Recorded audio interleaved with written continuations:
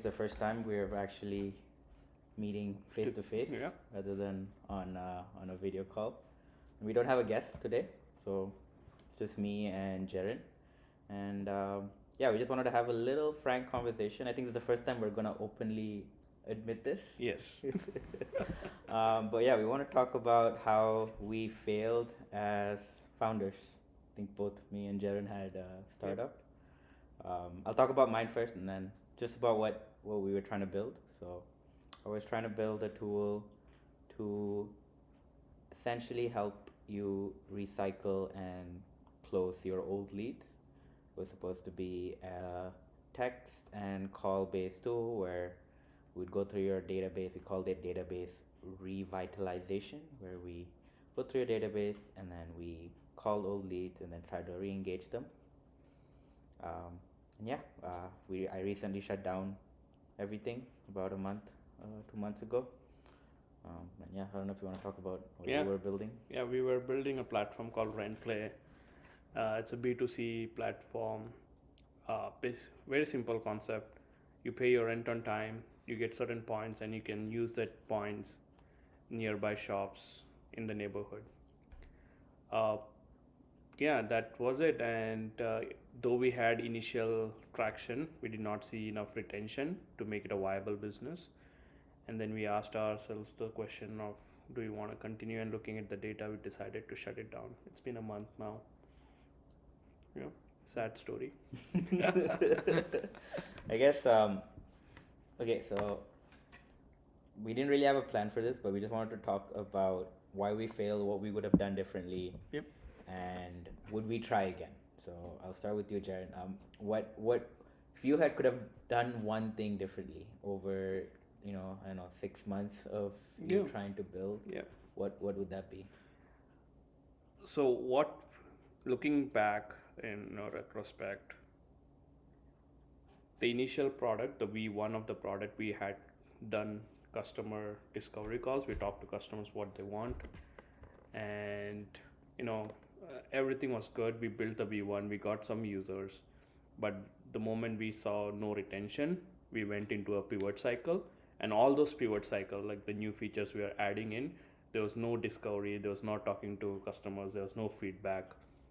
And then we did it like couple of times, pivoting without any data point, just assumption. And that, I think, led to the shutdown. So yeah, in retrospect, if I would have talked to customers more, learned about them, like build what they actually want instead of what I want, uh, breaking our own assumptions, hypothesis, I think that would have led to more successful story than what it is today. What about you? I don't know. I think it was a bunch of factors. Mm, What would the main, like, what comes to your mind at top? I think we were burning more money than we were making. We had initial success. We got one paying client, huge client, but we couldn't keep that momentum going. I think we both lost track of. So me and my co-founder, we lost track of, I want to say, what we were trying to build, and then focusing on what worked. Hmm. Um, so we just had personal issues that got in the way, financial issues, and then Yeah. I think I was also too distracted. Mm. I wasn't focused on or committed to it. Yeah. Um, yeah, I think I built what I built not because I was looking to solve a problem, but I just wanted to make money. Yeah. And I think that was the wrong way to go about building things. Well, it is, Yeah. everyone wants to Yeah. make money, but I think just building things that you have expertise in and also that you're passionate about is, Yeah. I want to say, equally as important rather than just making things for money. So Yeah, absolutely agree with that. What would have you done different? what would I have done differently? Well, we also pivoted a lot. We started with something completely different. We did do a little customer discovery, but I think we didn't do customer discovery along the way, like you said. We pivoted a lot. I think what I would have done differently would been to focus on what was working, Yep. focus on one thing, and just double down, replicate, and go all in. Yeah. And in hindsight, I would have not even built what I did build. Maybe I would have built something different, something that I cared more about. So, so Yeah. yeah. How like how did you decide, or when did you decide? What was the indication that okay, this is the time to shut it down? Like what was that, and how was that conversation with your co-founder? I think we were both burnt out. I don't think it was one pivotal moment. They're like, okay, yeah, we clicked, but it's almost like a relationship. You kind of know when it's gonna Yeah. fizzle out and Yep. be over, right? So I think over time, over the months, we were just like we were doing something. He was distracted. I was distracted, and it was getting to the point where we both didn't have it in us. Yeah. So I think it was just one day we were like, okay, this is done. Yeah. Yeah. Yeah, it's a similar story. So we were part of Platform Incubator, and there was this board meeting where other experts in the industry would ask questions. And one question this guy asked to us was, "Why are you building it?" And my co-founder was like, "Exactly, why are we building it?" And that was the moment when we felt, okay, I think we don't have answer to why are we building it. We are just building it, and we just want, like, we just assume that if we build this out, this feature out, this thing out, it would be eventually successful. And yeah, and that after that meeting I had this hard conversation with him, like, if we don't know why are we building this, then why should we build it, right? And yeah, that was the start of our conversation, and I think we were burnt out. uh, Now I realize that yeah, we both were burnt out with the continuous pivots. uh, you know yeah, and yeah. Would you do this again? Yeah, absolutely. I mean, you're trying to build something right now, right? Yeah, yeah. Yeah, I mean, I think failures are the steps towards. I learned a lot. Like the last 10 months or 11 months of the startup journey, though it didn't work out, I have made huge connections in the local market, be it investors, be it experts, you know, anyone, like, friends, other founders. So connections have been good. uh, Learned a lot through the journey, customer discovery. I still am an introvert, but I had the courage to go and talk to customers, talk to random people, other businesses. I closed like 22. There were 22 partners on our platform. It's a good number for 60, like in 60 days. So good number. So yeah, it's a lot of learnings. Now I think I know what went wrong, and I would avoid those mistakes. I would make mistakes, honestly, but I would avoid the obvious mistakes that I made during rent play. So yeah, I would do it again. I'm trying to do it again, but with a process, the right process. Maybe I will be successful this time. Okay. Okay. What about you? I mean, along this journey, like I said, I had a bunch of different um, things that I was doing. So Yeah. one of it was starting a coffee brand on the side. So currently, I'm not actively looking to build anything on the tech side. I want to focus on my day job Yep. and also focus on my coffee brand and building that out. So I guess that is a startup. So Yeah. yeah, I guess I never really quit the startup world. Just not the tech enabled startup. So, Yeah. but maybe it'll be tech enabled in the future. We never know. I think both of us were. I mean, honestly, this whole journey birth, gave birth to this podcast. We just had an idea. Yeah. Um, we had a lot of trouble, a lot of burnouts, a lot of mental stress, and wanted to talk to other founders and kind of share that similar journey. So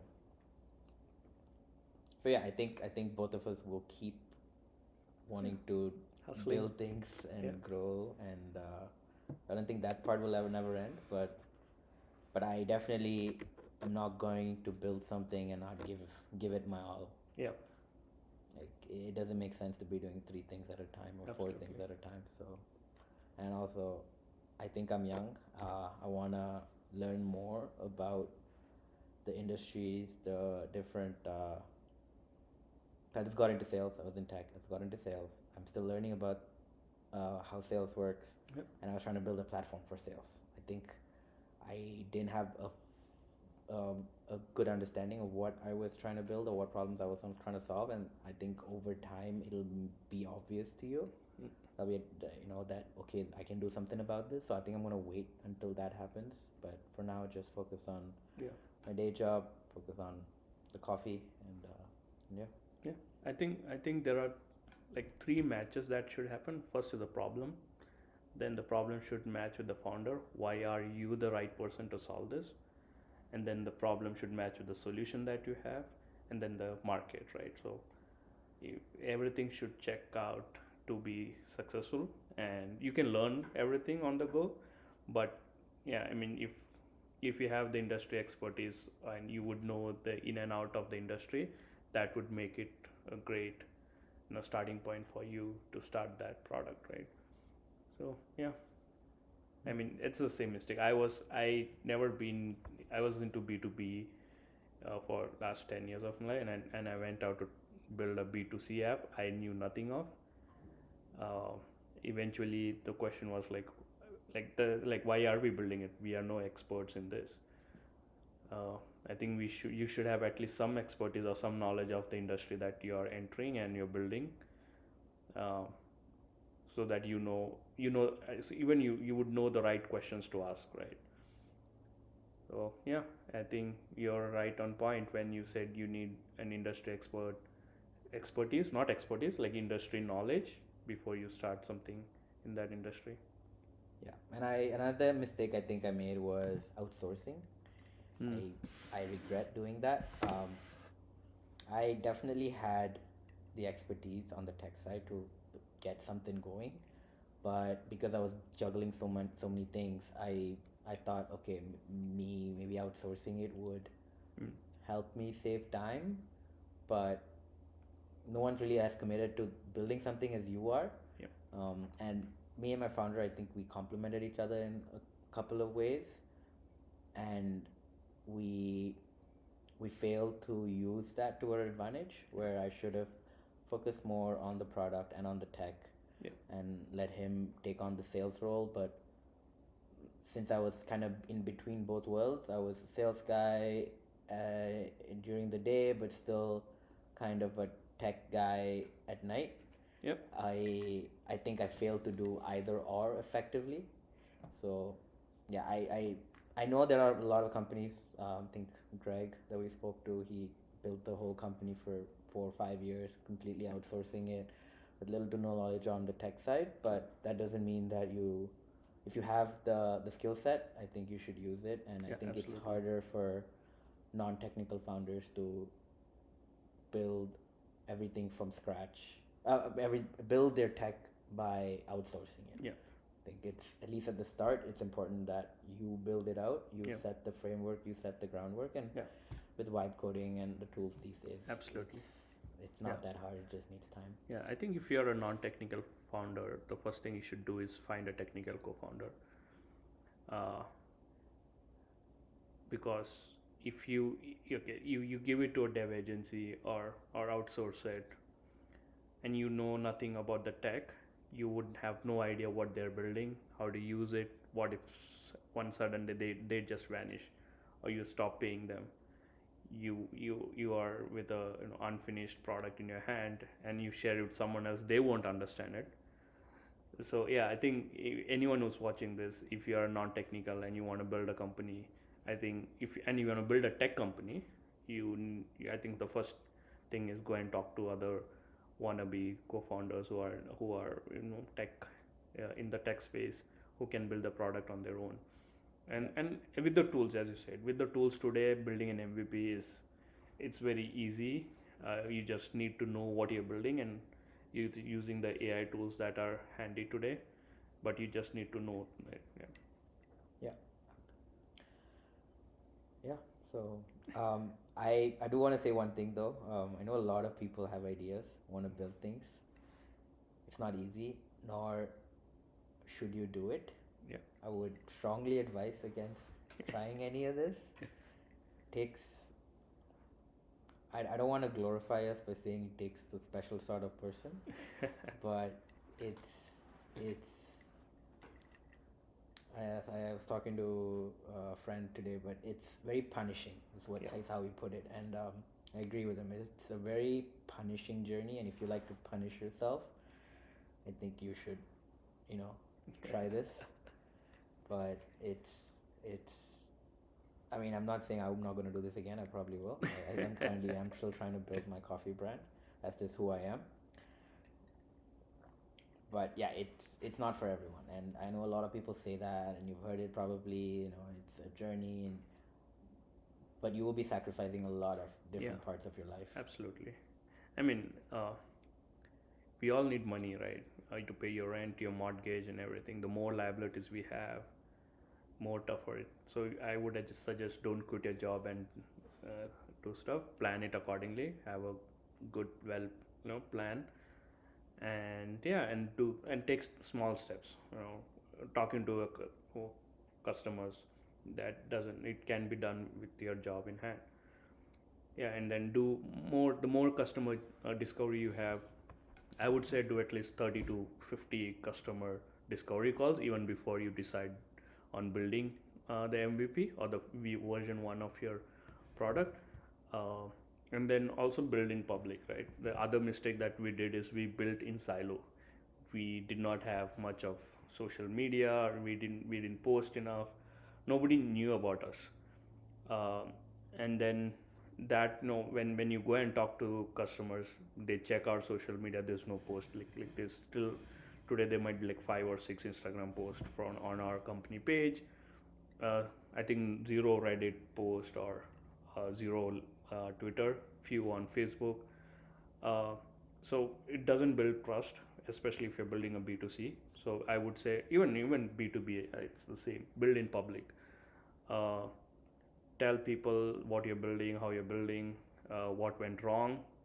So yeah, I mean, do those things, and then you might be successful. There is a recipe, yeah, and it's not a new invention. The companies have done it time and time again. A lot of successful companies have done it. Just need to copy and paste the strategy. But yeah, it's not everyone's cup of tea. uh, you have to be 100% sure before jumping in. It's a lot of risk, and also you'll be burnt out 100%. As a founder, the first couple of years you'll be doing everything, wearing multiple hats, and for sure your personal life will there'll be no personal life. So if you're a guy with who wants work life balance and come home at 5 o'clock and forget about work, I think startups are founders. Being a founder is not for you. And also, just want to add one more thing. If you are trying to start up something in Canada, in Calgary, especially in Calgary, there's a lot of resources. We found that out during our journey. Um, there is Platform Calgary, which I think most people have heard of in the tech ecosystem space. But more than that, there's grants. There's accelerator programs. There's incubator programs. There are pitch competitions. Yep. There's so many ways to get involved Yep. and to start building before before even having to actually put any of your own money down. You can reach out to these resources. There's excellent programming in these resources that teach you all the basics and give you connections Yep. to many people. Absolutely. So yeah, I think many people just build, um, but they don't actually try to connect and reach out. So Yep. if you are building something, if you are trying something, connect, go talk to people, and especially if you're in Calgary. You can even reach out to us. We can help you, but Platform Calgary is a good resource. There is Government of Alberta grants. There's Government of Canada grants. Just just go reach out, talk to people, and the build things like you said in public, so that people know what you're building, Yep. and people will come to you if you're building something cool. Yeah. Network, network, and network. Yeah. Uh, Well, okay. I think this is a short episode. I don't know if we want anything else to talk about. yeah. I mean, like, what's next for you? What's next for me? Mm, so I recently just started working as an account executive. I think I wanna take that to the next step. Like I said, I'm right now not trying to build anything tech enabled. I have a coffee brand, Davara Coffee. We sell South Indian filter coffee, so I'm trying to grow that. That's just just the e-commerce brand that I'm trying to grow. But other than that, learn more about B2B sales, Yeah. get better, sell higher ticket items, um, and do this for a couple years until maybe one day something hits me, Yeah. and I Yeah. want to try something new again. But yeah, what about you? Absolutely. Uh, the immediate goal is to find a job. Been looking for one.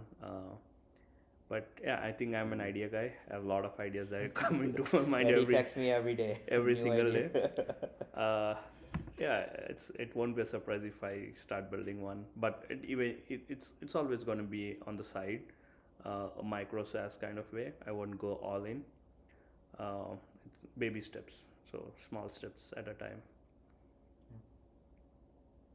All right. Well, Yeah, you have anything else? I'm good. I'm good. Okay. Yeah. Well, I think next episode, we will have a guest, and hopefully we'll do it in live, in front of the camera instead of Google Meets from now on. We haven't decided on a location. This is actually from my house, but yeah. So next episode we'll be back to our usual scheduled content way of style of content. Yeah, But yeah, we just wanted to kind of put this out there. yeah, So I don't think either of us have admitted till this point yeah, publicly that yeah. hey, we failed. It's always been yeah, we failed, but we just talk to each other. Yeah, absolutely. I think this is the first time when this video is going to be out. It's the first time it's going to be publicly admitting that we failed. But I think that's okay, right? Yeah. I mean, it's a huge learning, and I think it was a good journey with a bad ending. The start was good. Yeah. The middle was messy, but yeah, I mean, that's life. Yeah, yeah. No, and I mean that's the whole point of this podcast. We want to talk about the journey, and I think the stats don't lie. It's like 90% of first-time founders fail. Yeah. 90% of first-time businesses fail. That's just how it is. If anyone could build and grow a business, no one would be working for anyone else. But it's not the world we live in. So yeah, we just wanted to be realistic and just share our journey and our loss Yep. and our lessons. Yeah, it's not a full stop, it's a comma. We'll be back after a short break. All right, thanks, guys. Bye. Me and Abby, we always wanted to do like content stuff, but we've just never really been good at it. But what we're good at is just, I guess, speaking. So we figured we can try and start a podcast because